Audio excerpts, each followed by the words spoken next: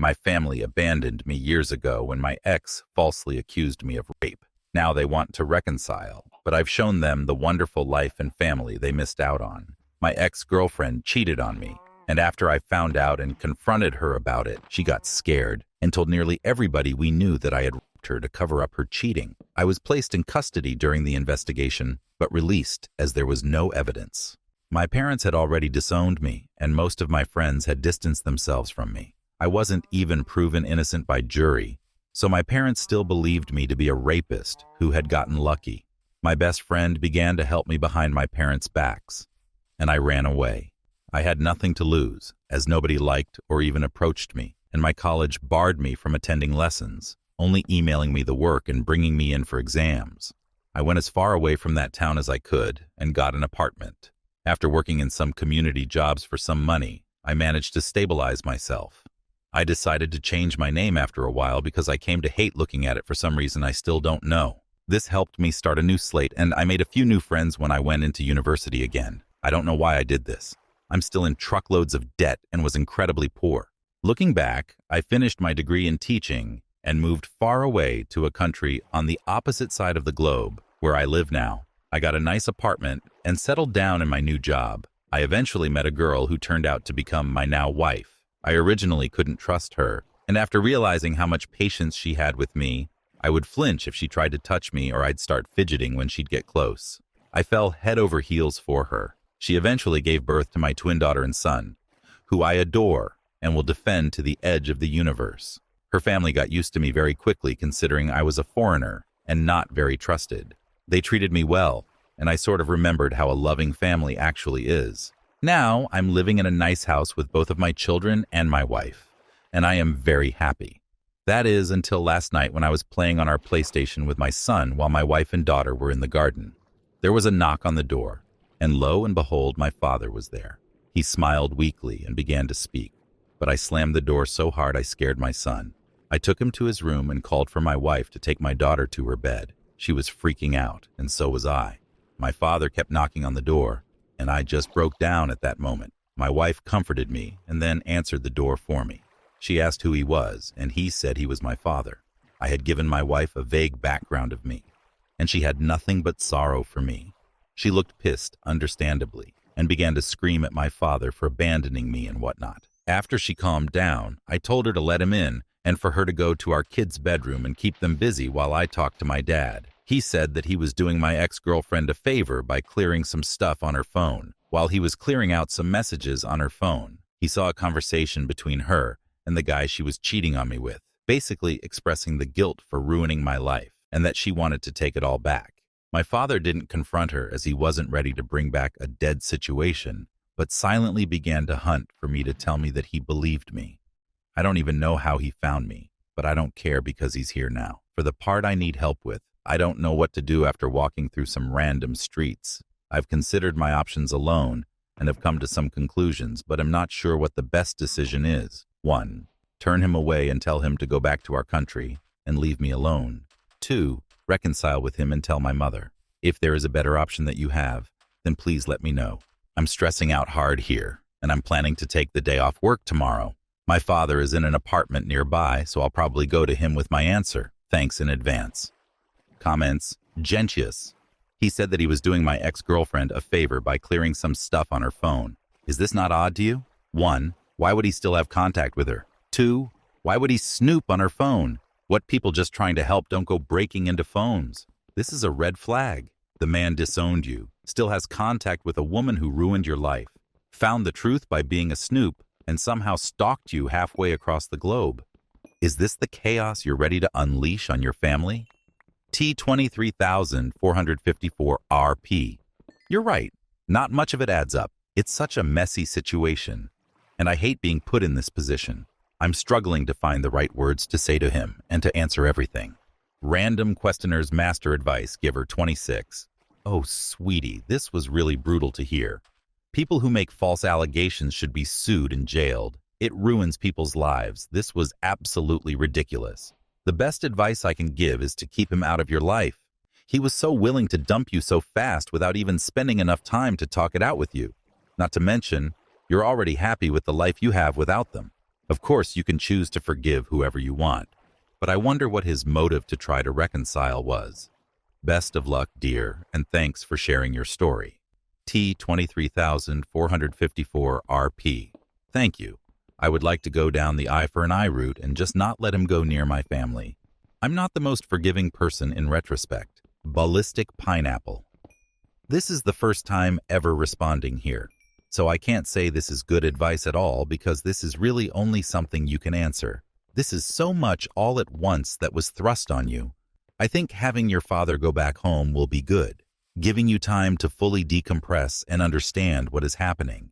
You can always reach out to him if you're ever ready to, but having the situation forced on you is not the best.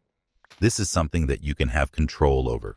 This is your life now, and you get to say how you want this situation to be handled. Now you should think about what would give you the most control to process this information and formulate a plan. You do this at your own speed and take as much time as you need. T23454RP. Yeah, in the end, it's going to be my choice as to what to do. I've accepted that much. My son asked me who he was a few hours ago, and I can't muster up the courage to tell him that it was his grandfather. More info, I know that it comes down to whether I want them in my life or not. I know I won't receive a definitive answer to all my questions. I guess I'm just trying to wrap my head around it all, while putting together different answers from different people. Looking back, I'm baffled as to why they just dumped me like that. Maybe she made some fake texts, but she would have shown the police, and I vividly remember them saying there was little to no evidence backing her up. Not much of it adds up, and I still struggle to connect the dots, not that I want to. It all merges into a bad dream at times. Thanks anyway. I'll get to a choice eventually. Update 1. Hi everyone, I'm sorry that I haven't said anything recently. I have come to the decision that I will not reconcile with my father. I simply couldn't find it in myself to forgive him. Some of you might want a story, so here is how it went down. The day after I made the post, I visited my father in his hotel, and I told him that I wouldn't reconcile with him or anything like that. He had tears in his eyes, but was understanding. He said he told my mother about what happened and cut my ex-girlfriend off from the family entirely. As many of you questioned, I asked him why they were still in contact with her. He said that she apparently felt too guilty to let us go. I'm not too inclined to believe it, as were many of you, but it's closure enough for me. Apparently my mother didn't take the news too well and tried to get my phone number, but my father didn't let her. I'm not sure what I could really trust, given that I feel most of it is just a ploy to get me back into their lives. But after they threw me out onto the streets like a rabid dog, it just makes me sick. My son did end up asking who was at the door, but I told him that it was a colleague. When they're older, we're going through tough times. I plan to tell both of them what happened to me in my past, to let them know that I understand we're all fine. It shook me up a bit, but I hope I have my father's word in him keeping my new life a secret. If anything else happens, I'll keep you updated, but I think the matter is resolved for now. Thank you all so much for the support and good words. If anybody you know has gone through the things I have, be there for them. You cannot throw them to the streets. Always stay alongside them and make sure they're happy, even if they have to move across the planet to be so. Update 2. I was living peacefully before my father found me, which set off a chain of events that led to this post. Recently, there was an incident with my family where they broke a promise, which angered me greatly. After a lot of thought, I decided to face them directly. I flew back to my home country and met with everyone involved. My mom, dad, brother, and even the girl who accused me. I was nervous, of course, but I was shocked to realize I didn't really see them as family. I recognized them, of course, but I didn't see them the way I see my wife, my kids, and my in-laws. My mother started crying and trying to apologize, which just made me feel disgusted. My father comforted her, and my brother was the one who kept his composure and initiated the conversation. He asked me how I was doing, and I responded by telling him to cut any small talk, and that this meeting was on my terms. I told all of them that I wasn't looking for reconciliation and just simply wanted closure. I also warned them that I would call the police if they attempted to chase me. I asked my parents why they abandoned me so quickly, even though the police said there was no evidence. They said they made a rash decision and were heartbroken to see me in custody. I called them out on not sticking up for me. So then I also asked what some people on my original post had said about my father looking through my accuser's phone And he explained that she asked him to clear non-essential stuff from her phone, and that's when he saw the chat logs with her friends. My dad was always good with technology, so while it wasn't fulfilling, I accepted it. I then asked my brother why he never contacted me. My brother looked surprised and said that he did, but I just ignored him all that time. Turns out he was right. My brother had tried hundreds of times contacting me and give me money to get off rock bottom. But I questioned why I never answered and assumed that I hated him because of what happened. It turned out my mother had my contacts blocked on all of her phone plans as she paid for my brother's old phone plan, so I couldn't get any help. When I was completely lost, then the cherry on top was my ex. I first asked her why she did what she did. She said she was scared of the consequences and that she never stopped loving me, even through all of it. She said that every session of therapy made her feel even more guilty, as she knew it was all fake. She then told me that she hadn't dated anyone since, hoping that I would come back so she could apologize, because apparently, "I'm sorry" would really reverse time and fix everything.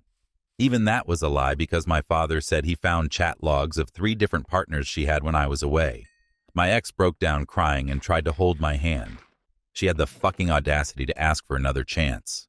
This just made me spiteful, and I pulled out my phone and began showing all of them hundreds of pictures of my 2 children's milestones and good times, my family we had together, our visits to cities, their first day of school, and both of them with my wife in my arms. I told her that this was what she could have had if she hadn't been so stupid, and my parents what they missed out on for not even hearing me out. I had a moment when I thought I had gone too far, but I realized that compared to what they did to me, I hadn't. My visit wasn't all miserable, though. I met up with my old best friend and his family. They were happy to see me, and I was still grateful for them taking me in when it felt like the whole world was against me. I plan to return to the country one day to show my kids where half of their culture comes from. I won't let them anywhere near my family, though. As far as I'm concerned, my only family is my wife, her family, and my kids. I'd say it went pretty well.